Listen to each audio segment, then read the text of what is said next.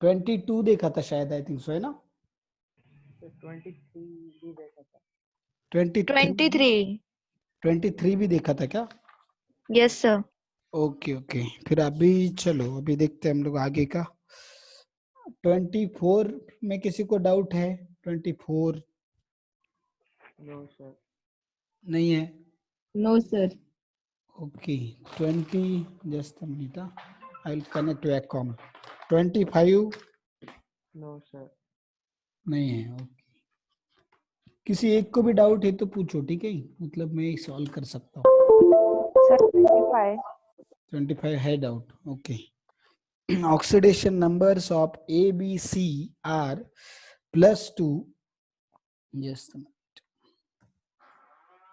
oxidation numbers of ABC are +2, +5 and -2 respectively. Possible formula of compound each. तो अभी oxidation number हमें दिए है अलग अलग सबके, तो उससे क्या करना है, हमें फॉर्मूला निकालना है। तो देखो टोटल अभी क्या होना चाहिए कि टोटल जो कंपाउंड है, अभी इस कंपाउंड के अंदर हमें देखना पड़ेगा सबके ऑक्सीडेशन स्टेट रख के सबका चार्ज जिसका 0 आएगा, that will be your formula. तो अभी ए का चार्ज कितना है 2, तो इसका देखो 2 × 2 कितना हो गया 4, और बी का कितना चार्ज है 5 × 2 इज 10, 14 हो गया, और सी का चार्ज है -2, तो -4 और -8। तो ये देखो क्या होना चाहिए, total positive charge must be equal to total negative charge, तो उसका फॉर्मूला हो जाएगा। बट पहले इसमें नहीं आ रहा है, तो पहला रॉन्ग दिख रहा है हमें, बराबर है। सेकंड इसमें आता है कि देखो इसका 3 ए के एटम है, तो 3 × 2 इज 6, प्लस ये देखो बी का कितना है 5 × 2 इज 10, 16 हो गया। अभी माइनस चार्ज कितना है देखते हैं हम लोग, ये -2 × 4 इज -8 × ये बाहर का 2 कितना हो गया -6, मतलब ये करेक्ट है क्योंकि इसका पॉजिटिव चार्ज और नेगेटिव चार्ज इक्वल है, तो टोटल चार्ज 0 हो जाएगा और वो न्यूट्रल रहेगा, ठीक है। तो वो एक दूसरा करेक्ट आंसर है। अभी और कोई ऑप्शन भी है क्या, वो भी चेक कर लेते हैं। +2, देखो 2 × 2 इज 4, और ये वाला कितना है 10, 14 हो गया 14, और ये कितना आएगा -2 × ये वाला 3, -6, और ये बाहर का 2, -12, तो ये भी नहीं है, ठीक है। लास्ट वाला देखते, +6 और 10 और 20, ठीक है, 20 और ये कितना रहेगा -4, बस, तो ये भी नहीं है। तो आंसर कौन सा है फिर हमारा करेक्ट आंसर? बी। समझे क्या? Yes sir. This is b, second answer is correct answer. अभी नेक्स्ट देखो,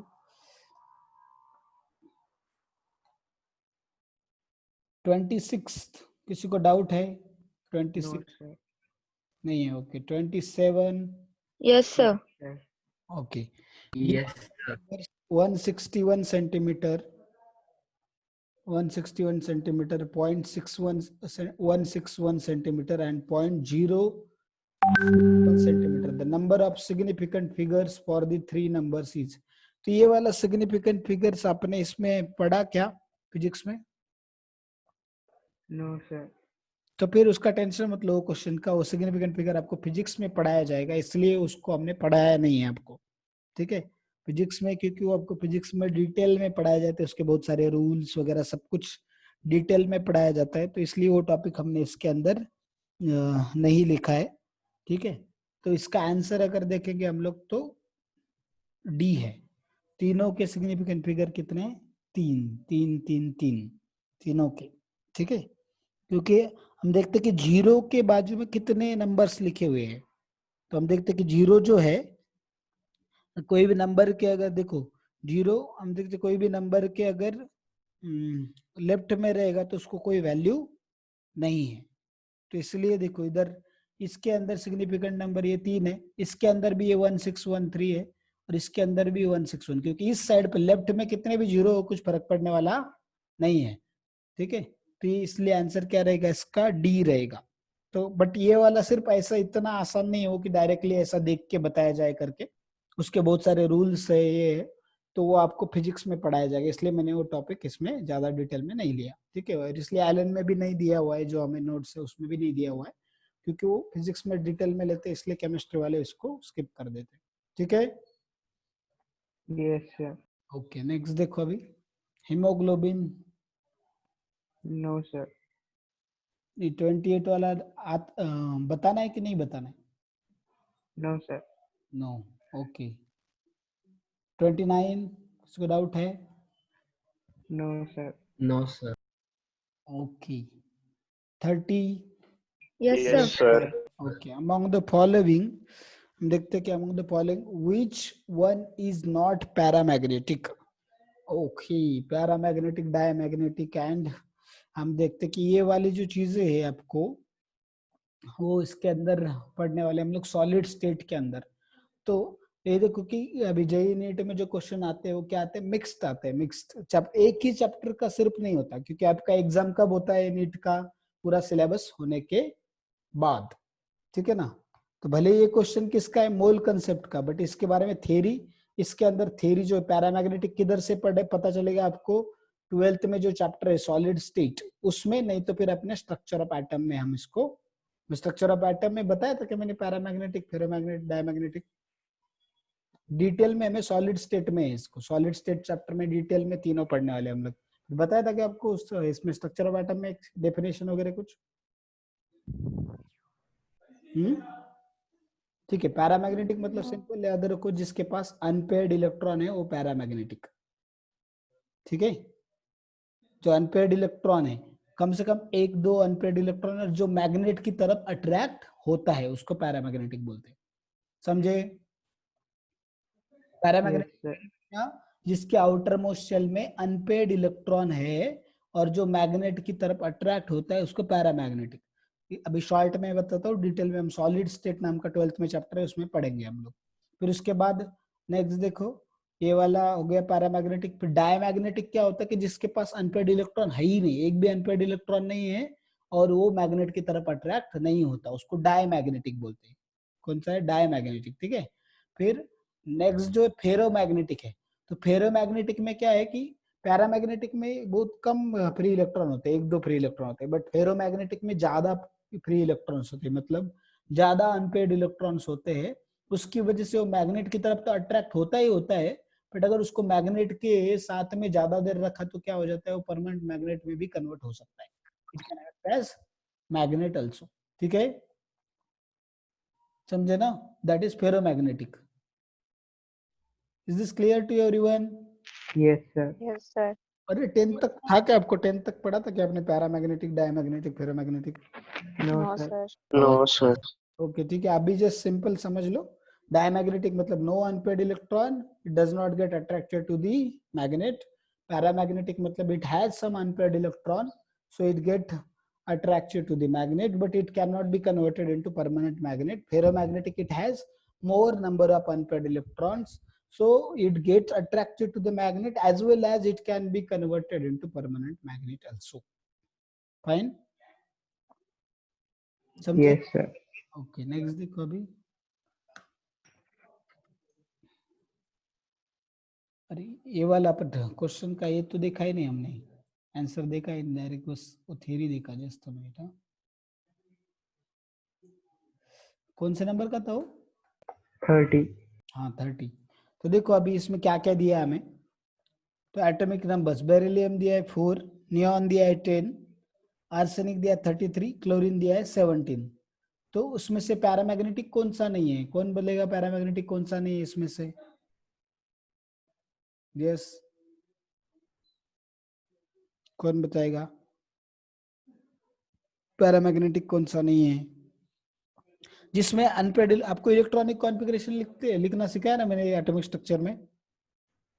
yes sir. Right down electronic configuration of beryllium, neon, arsenic and chlorine. जल्दी write it down. Sir chlorine. Chlorine. Chlorine, yes. Chlorine का देखो क्या, 1s2, 2s2 हमने देखा उसका, 2p6, 3s2 and 3p5 है, बराबर है। बट एक इलेक्ट्रॉन उसने ले लिया तो क्या हो जाएगा वो 3p6, तो उसमें अनपेड इलेक्ट्रॉन बचता ही नहीं है। समझ में आ रहा है? Yes sir. Yes, sir. ये सारे इलेक्ट्रॉन जो Yes, pair, sir. Yes paired है, इसलिए Cl minus will be your answer. Neon को कोई बोलेगा नियॉन तो इनॉट गैस है, बट उसने 2 इलेक्ट्रॉन डोनेट किए अपने, इसलिए उसके अंदर अनपेयर्ड इलेक्ट्रॉन है। बेरिलियम के पास भी एक अनपेड इलेक्ट्रॉन है, फिर आर्सेनिक के पास भी अनपेड इलेक्ट्रॉन है, ठीक है। तो इसलिए हमने देखा कि इसके अंदर जो अनपेड इलेक्ट्रॉन जिसके अंदर नहीं है वो क्या होगा, पैरामैग्नेटिक नहीं होगा, तो ये पैरामैग्नेटिक है Cl-। Clear? Yes, sir. Okay, next देखो। अभी 31 में किसी को कुछ डाउट है? No, sir. Yes, sir. Okay, किसका देखो। 0.24 gram of volatile gas upon vaporization gives 45 ml vapor at NTP. What will be the vapor density of substance? Density कितना हाइड्रोजन का? 0.089 हाइड्रोजन का। वेपर डेंसिटी कौन बताएगा? वेपर डेंसिटी कैसे निकालते हैं? How to calculate vapour density मैंने बताया अभी। Density of the gas divided by density of hydrogen. हाँ, density of gas at NTP और STP upon density of hydrogen. तो फिर देखते हैं गैस का क्या दिया है हमें, मास भी दिया है और वॉल्यूम भी दिया है, बराबर है कि मास और वॉल्यूम Yes, दोनों sir. दिया है। तो फिर क्या करेंगे, उसका डेंसिटी कितना आएगा? 0.24 अपॉन 45 ml। तो ये हो गया इसका गैस का डेंसिटी, अपॉन क्या करेंगे ये कैलकुलेट करने के बाद में, डेंसिटी ऑफ हाइड्रोजन। समझे? तो वो क्या सर हो वो जाएगा? Yes, Yes, sir. sir. क्या हुआ? कुछ डाउट है और कुछ इसमें प्रॉब्लम आ रहा है क्या? कैलकुलेशन तो करेंगे तो आंसर आ जाएगा। देखो डेंसिटी निकाला, इसको डिवाइड किया हाइड्रोजन के डेंसिटी से, तो हो गया, दैट इज आंसर। और यूनिट क्या रहेगा वेपर डेंसिटी का? वेपर डेंसिटी का यूनिट क्या रहेगा, कौन बताएगा? No unit. हाँ, no unit, unitless.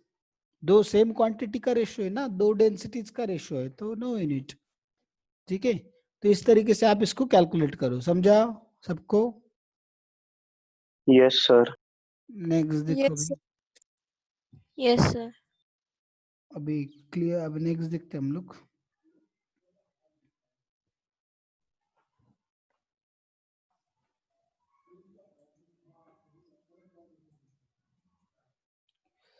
Thirty one हो गया, 32 है कि किसी को कुछ डाउट?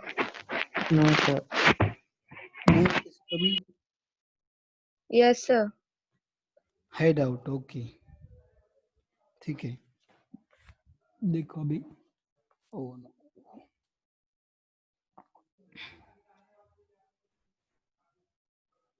कौन सा नंबर के इसमें? 32। 32। Amount of zinc required to produce 224 ml of H2 at STP on treatment with dilute H2SO4। Okay, हम लोग क्या कर, बस वैल्यूज याद रखो, फिर लिखते हैं। इसके लिए रिएक्शन लिखना पड़ेगा अपने को।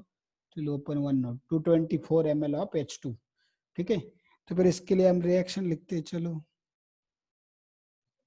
रिएक्शन कौन बताएगा, क्या आएगा reaction? Yes, will tell what will be the reaction. Zn plus H2SO4 gives ZnSO4 plus H2. Yeah, Zn plus H2SO4 gives us ZnSO4 plus H2। अभी किसका वॉल्यूम दिया है हमें? H2. H2 का, ठीक है। H2 का H2 का दिया है कि किसका दिया है? ठीक से देखो। To produce the amount of zinc required to produce 224, हाँ 224 ml of H2 at STP on treatment with dilute H2SO4 will be okay। तो फिर हम लोग देखते हैं इसका। तो देखो इसका 224 के लिए कितना लगेगा वो पूछा है हमें। इसका दिया है 224 ml। तो अगर हम देखेंगे इसको, ठीक है, अमाउंट ऑफ जिंक पूछा है हमें, तो इसका 65 ग्राम जब है, तो देखो H2SO4 कितना लगेगा हमें? H2SO4 22.1 मोल है। इसका 1 मोल मतलब इसका एटॉमिक मास कितना है? 65 ग्राम। इसका 1 मोल, तो जब जिंक का 1 मोल H2SO4 के साथ रिएक्ट करता है तो हाइड्रोजन का क्या बनता है? हमने देखा कि 1 मोल हाइड्रोजन बनता है। समझ में आ रहा है इतना? Yes, sir. Yes sir. तो फिर 1 मोल हाइड्रोजन बन रहा है, तो उस केस में क्या किया जाएगा? फिर अभी हम लोग क्या करेंगे, हमें पूछा क्या कि अमाउंट ऑफ जिंक कितना लगेगा, ठीक है। तो कितना जिंक लगेगा इसके लिए, तो 65 ग्राम से कितना 1 मोल मतलब कितना हाइड्रोजन हो रहा है? 22 22.4 लीटर ना, फिर हम क्या करेंगे ये वाला 22400 ml, बराबर है? इतना समझ में आ रहा है सबको? Yes, Yes, sir. sir. Yes, sir. तो फिर हमें दिया कितना, 224 के लिए कितना लगेगा, x लिया, करो कैलकुलेशन, क्रॉस मल्टीप्लीकेशन क्या, 65 into 224 is equal to x into 22400। तो इसको अगर दोनों को किया तो क्या आएगा, इधर 100 आएगा, बराबर ना? Yes, sir. ठीक है, फिर ये x is equal to 65/100, so how much it must be 0.65 gram. Yes. तो देखो आंसर ऐसा है क्या, 0.65 ग्राम। कौन से नंबर का था क्वेश्चन? हाँ 32, तो third answer C. Clear? Yes, sir. Yes, sir. अभी नेक्स्ट देखो, 33 में किसी को कुछ डाउट है क्या? 33 No, sir. नहीं, okay. 34, No, sir. 35 No, sir. किसी को भी नहीं है ना? 36 अगर किसी को है, मैंने आगे का पूछा और आपका पीछे का आपके क्वेश्चन में डाउट है तो भी पूछना है, ठीक है? 35, 36, No, sir. 37, yes, No, sir. No, sir. 38, आगे के लगता है बाकी लोगों ने सवाल ही नहीं No, किया। sir. 39, Yes, sir. ओके 39। देखो अभी क्या दिया है 39 में हमें, molecular weight of O2 and SO2 are 32 and 64 respectively. Okay, correct. 32 and 64 दिया हमें molecular weight O2 and SO2 का 15 डिग्री सेल्सियस पे, and 150 mm of mercury of pressure, 150 mm of mercury pressure, 1 litre O2। तो हमें pressure दिया है, temperature दिया है, वॉल्यूम दिया है, ठीक है, एंड मॉलिक्यूलर वेट्स दिए। पूछा क्या है, नहीं इसमें क्या है, 1 litre O2 contains n molecule, number of molecule भी दिए। The number of molecules in 2 liters of SO2 under the same conditions of temperature and pressure will be. ठीक है, ये सेम टेम्परेचर प्रेशर पे हमने देखा कि तो कितना मिलता है हमें। देखो 1 litre O2 contains n molecules, 1 litre O2 कितना, n मॉलिक्यूल्स। तो 1 लीटर O2 मतलब हमें मोल निकालने पड़ेंगे उसके, बराबर है? तो कौन बताएगा जिसने किया, कैसे करेंगे? तो देखो 1 लीटर में n मॉलिक्यूल होता है, 2 लीटर में कितने होंगे? 2n. 2n। क्योंकि O2 जो है, देखो ये वाला इस तरीके से हम देख रहे कि O2 का एटॉमिक वेट है 32, SO2 का 64 है, तो मास इसके डबल है, तो उसके n मॉलिक्यूल है, तो इसके कितने होंगे? 2n। Common sense. Fine. Yes, sir. तो देखो बस वो कंफ्यूज करने के, बहुत कॉम्प्लिकेटेड किया गया है उस क्वेश्चन को, बट इतना कॉम्प्लिकेटेड है नहीं वो, सीधा सीधा है वो, क्योंकि टेम्परेचर प्रेशर सब सेम है, इसलिए कुछ फर्क नहीं पड़ेगा उसमें। नेक्स्ट देखो 40, है किसी को No, doubt? sir. Yes, sir. Sir. Okay है, Yes, sir. ओके देखते हैं 40 वाला क्या है। Metal oxide has the formula Z2O3, Z2O3 it can be reduced by hydrogen to give free metal and water। ठीक है, मेटल ऑक्साइड का formula Z2O3, तो उसको हाइड्रोजन से रिड्यूस कर सकते हैं, मतलब ऑक्सीजन रिमूव करेंगे उसमें से, ठीक है, और ऑक्सीजन क्या होगा, हाइड्रोजन के साथ कंबाइन होकर वाटर फॉर्म होगा और वो मेटल फ्री हो जाएगा।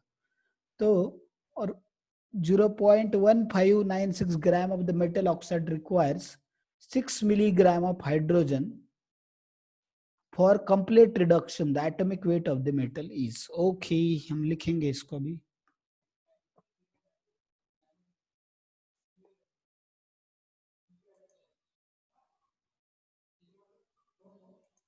रिएक्शन बताओ, कौन बताएगा reaction? Z2O3 plus 3H2O gives us 2Z plus 3H2O. Yes, Z2O3 reacts with 3H2O to gives us 2Z 2Z plus 3H2O. 3H2O। तो अभी हमें पूछा क्या है, देखो, तो इससे हमें समझ रहा है कि ये भी मुझे बताओ, इसमें Z का वैलेंसी कितना है और O का वैलेंसी कितना है? कितना है वैलेंसी? Z3O2 हाँ Z का 3, क्योंकि हमें पता है इसका जितना वैलेंसी होता है उसके उतने दूसरे के एटम होते हैं, और जितना इसका वैलेंसी उसके इतने एटम होते हैं, तो इसलिए Z का वैलेंसी कितना हो गया 3, और O का तो हमें पता है वो 2 है करके, ठीक है। तो Z का वैलेंसी हमें 3 पता चल गया। फिर हमने देखा कि इसमें हमें क्या गिवन है कि 0 पॉइंट कितना दिया है हमें, 1 कितना दिया है बोलो, 0.1 1596 1596 ग्राम किसके साथ में रिएक्ट करता है बोल रहे, कितना हाइड्रोजन का मास कितना दिया है? 6 मिलीग्राम। 6 मिलीग्राम, ठीक है। तो 6 मिलीग्राम मतलब 6 इंटू 10⁻³ करते हैं हम लोग ग्राम, ठीक है, उसके साथ में रिएक्ट करता है। तो फिर हमें 1 ग्राम जो हाइड्रोजन है वो किसके साथ रिएक्ट करेगा वो देखना पड़ेगा, बराबर है। क्योंकि ये 1 ग्राम क्यों कर रहा हूं मैं, कौन बताएगा? 1 ग्राम हाइड्रोजन के साथ रिएक्ट कितना कर रहा है वो क्यों निकाल रहा हूं मैं, कौन सा मेथड यूज कर रहा हूं मैं, क्या कर रहा हूं, कौन बताएगा? क्या निकाल रहा हूं 1 ग्राम करने से? इक्विवेलेंट वेट निकलेगा सर। हाँ, इक्विवेलेंट वेट निकलेगा। क्या निकलेगा? Equivalent weight. इक्विवेलेंट वेट क्यों निकालना है मुझे, इक्विवेलेंट वेट क्यों निकालना है मुझे? क्योंकि सर एटॉमिक वेट हम इक्विवेलेंट वेट इनटू वैलेंसी करके निकाल सकते हैं। हाँ, atomic weight is equal to क्या होगा, इक्विवेलेंट वेट इनटू वैलेंसी, इसलिए। और इक्विवेलेंट वेट का क्लासिकल डेफिनेशन क्या देखा था हमने, कोई भी एलिमेंट का जितना भी अमाउंट 1 ग्राम हाइड्रोजन के साथ में कंबाइन होता है उस अमाउंट को उसका इक्विवेलेंट वेट बोलते हैं, बराबर है।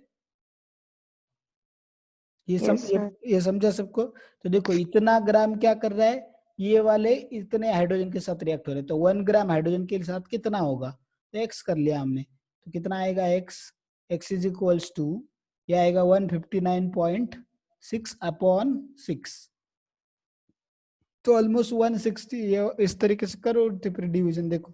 ये समझ में आया क्या मैंने 159.6 कैसे लिखा, अपॉन 6 कैसे आ गया, ये समझा? Yes sir. Cross Yes, multiplication क्या है, हाँ 6 इंटू 10⁻³ इधर मल्टीप्लाई था, इधर डिवाइड हो गया, 10⁻³ ऊपर गया प्लस हो गया, तो 159.6/6, तो इसको करेंगे तो कितना आएगा 2, है ना। फिर अगेन कितना आएगा 6, है ना, 0.6, 26.6 ग्राम, इतना समझा? Yes sir. ये क्या Yes. मिला हमें, ये क्या मिला?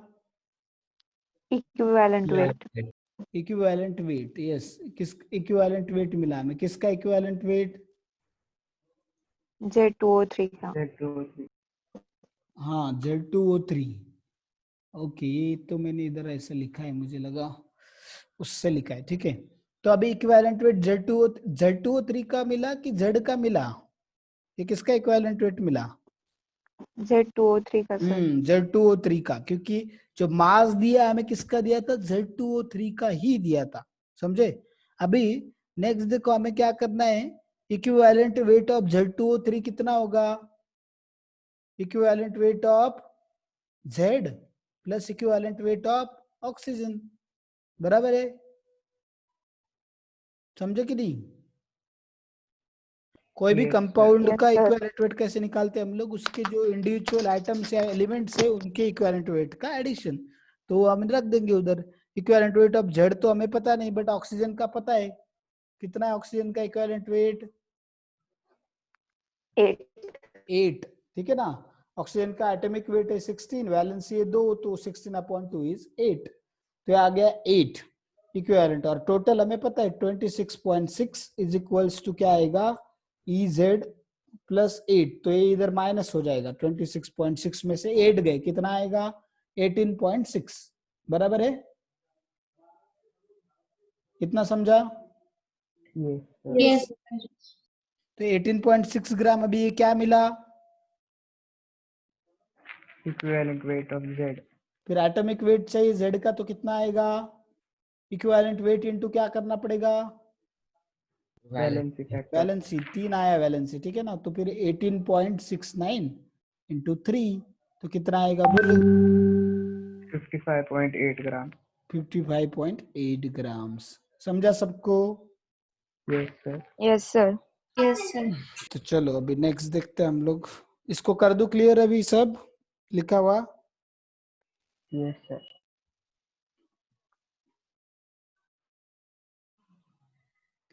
अभी कौन से नंबर का हो गया अपना? 40 हो गया। 41 बताओ अभी, 41 में किसी को डाउट है? 41? No, sir. No. Okay. 42? No, sir. No. 43? No, sir. No. Okay. 44? Yes, Yes, sir. sir. Yes, sir. Okay.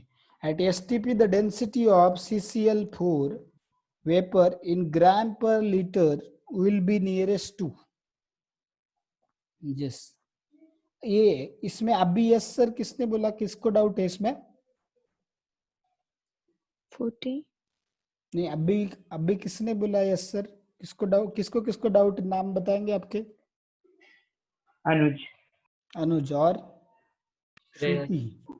श्रुति, श्रुति पूरा नाम तुम्हारा? Shruti Vak, sir. ओके। और अनुज, श्रुति और किसको डाउट है इसमें? ठीक है, कितने लोगों ने किया ये प्रॉब्लम? और ये 2 लोगों को डाउट है, कितने लोगों का हो गया सॉल्व करके वाला प्रॉब्लम? श्रेया। ओके, इसका मतलब 2 लोगों ने हाथ ऊपर किया। ओके, तो 4 लोगों का ही इधर तक सॉल्विंग हो गया, इसका मतलब बाकी लोगों का हुआ ही नहीं है। ठीक है, देखो, at STP the density of CCl4 vapour in gram per litre will be nearest to. तो डेंसिटी CCl4 का ग्राम पर लीटर में कितना होगा हमें पूछा है, तो बोलो कौन बताएगा कितना रहेगा, कैसे कैलकुलेट किया जाएगा उसको? हमें पता है 1 मोल CCl4 कितना होगा? CCl4 वेपर का मॉलिक्यूलर मास कितना है?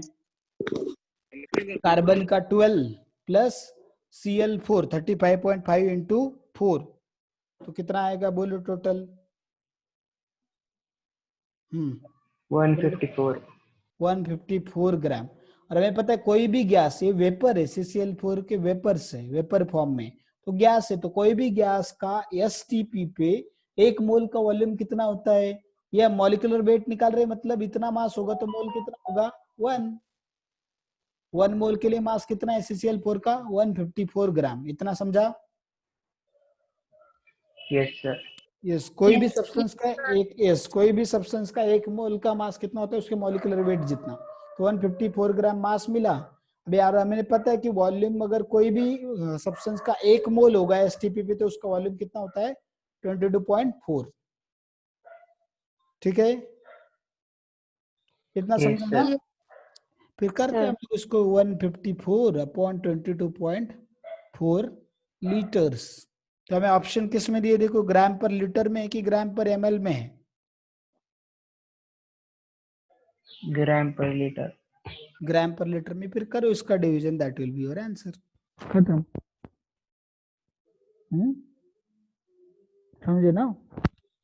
करो इसका कैलकुलेशन, बताओ क्या आता है आंसर? 154 अपॉन 22.4।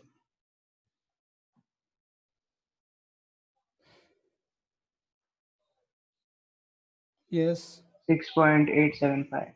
यस 6.875। तो दैट ऐसा कुछ है क्या ऑप्शन में? देखते हैं हम लोग। 6.875। Yes 6.87 is in answer, correct. ठीक है, तो option A is our correct answer. ठीक है, समझे सब लोग? Yes, sir. Yes, sir. sir. Next, अभी 45 में किसी को डाउट है क्या? बोलिए। No, sir. No one? नहीं ना किसी को? ओके, चलो 46। No, sir. नहीं, 1 cc मतलब क्या? 1 ml, सिंपल 1 ml। ठीक है, 1 ml में कितने मॉलिक्यूलर आइटम होंगे? मतलब क्या करना है आपको? सिंपल, उसको 1 ml को 22.4 से डिवाइड करो, उससे मोल मिल जाएंगे, मोल को एवोगाड्रो नंबर से मल्टीप्लाई करो, that will give you molecule. अगर एटम चाहिए तो उसको 3 से मल्टीप्लाई करो, that will give you atoms. और अगर इलेक्ट्रॉन चाहिए तो एक N2O में कितने इलेक्ट्रॉन है देखो, और उससे उतना मल्टीप्लाई करो, तो that will give you electrons. Simple. ठीक है, तो देखो इसमें ऑल दी अबव, तो ये टाइम वेस्टर टाइप का क्वेश्चन है वाला। क्योंकि इसमें आपको एटम भी कैलकुलेट करने पड़ेंगे, मॉलिक्यूल भी करने पड़ेंगे, इलेक्ट्रॉन्स भी करने पड़ेंगे, बट टाइम ज्यादा नहीं लगेगा। अगर आपको दिमाग है तो तुरंत जो पहले आप मॉलिक्यूल निकालेंगे उससे एटम के लिए 3 से मल्टीप्लाई करेंगे, फिर आपको इलेक्ट्रॉन्स चाहिए तो मॉलिक्यूल्स को ही क्या करेंगे, इलेक्ट्रॉन एक मॉलिक्यूल में N2O में कितने इलेक्ट्रॉन है उससे मल्टीप्लाई करेंगे, तो that will give you final answer. ठीक है, Yes, sir. Yes sir. चलो ये हो गया। तो इस तरीके से देखो अपना 31 ईयर्स जो अब तक प्रीवियस नीट में पूछे गए क्वेश्चन और जेई में पूछे गए क्वेश्चन दोनों कंप्लीट हो गया। आपके सब दोनों के डाउट्स मैंने क्लियर किए। तो अभी किसी को स्टार्टिंग से जो कल सॉल्व नहीं किया, परसों सैटरडे को सॉल्व नहीं किया था बट बाद में किया, और 1 से 22 तक किसी को कोई डाउट है कोई क्वेश्चन में है तो पूछो। एनीवन जिन्होंने सैटरडे को सॉल्व नहीं किया था बट अब किया है और उसको डाउट है 1 से 22 तक। Yes anyone? Nobody? Okay fine, no one has doubt in this, I think so. तो देखो अभी मैं आपको कुछ इंपॉर्टेंट चीज बताऊंगा, वो ध्यान से सुनो सब लोग, डोंट, नोबडी शुड लीव।